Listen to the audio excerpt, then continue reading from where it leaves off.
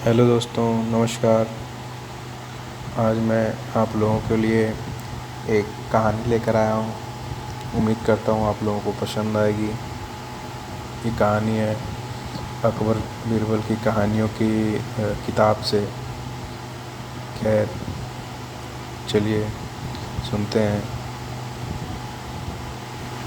बादशाह अकबर कामकाज के अलावा भी कई चीज़ों के बारे में बीरबल से बातचीत किया करते थे।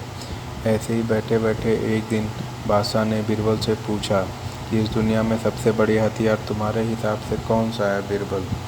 इस बात के का जवाब बीरबल ने कहा कि संसार में आत्मविश्वास ही सबसे बड़ा हथियार है। अगर आत्मविश्वास नहीं है तो आपको बड़े से बड़ा हथियार भी दे दिया जाए तो आप कुछ नहीं कर सकते। यह बात अकबर के समझ में नहीं आई, लेकिन फिर भी उन्होंने कुछ भी नहीं कहा। उनके मन में हुआ कि समय आने पर इस बात की परख ले ली जाएगी। कुछ दिनों बाद राज्य में एक हाथी बेकाबू हो गया। पता करने पर समझ आया कि हाथी तो पागल हो गया है। उस जंगली हाथी को कर्मचारियों ने जंजीरों से जकड़ रखा था। इसकी खबर जैसे ही बादशाह को पहुंची तो उन्होंने सीधे महावत से कहा कि जब भी तुम्हें बीरबल आता दिखे तो हाथी को जंजीरों से खोल देना। ये सुनकर महावत हैरान हो गया, लेकिन बादशाह का आदेश था इसलिए सिर झुकाकर चला गया। अब अकबर ने बीरबल को महावत के पास जाने के लिए कहा। महावत ने भी बादशाह के आदेश का पालन करते हुए बीरबल को आते देख हाथी को जंजीरों से मुक्त कर दिया।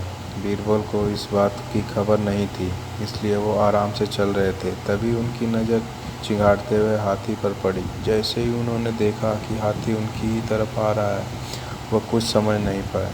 कुछ ही देर में उनके दिमाग में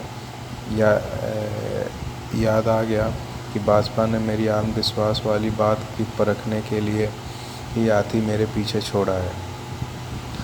बीरबल ने उधर उधर भागने की सोच रहे थे, लेकिन ऐसा कुछ हो नहीं पाया। सामने से हाथी आ रहा था और वो अगल बगल से में भागकर जाने की जगह नहीं थी।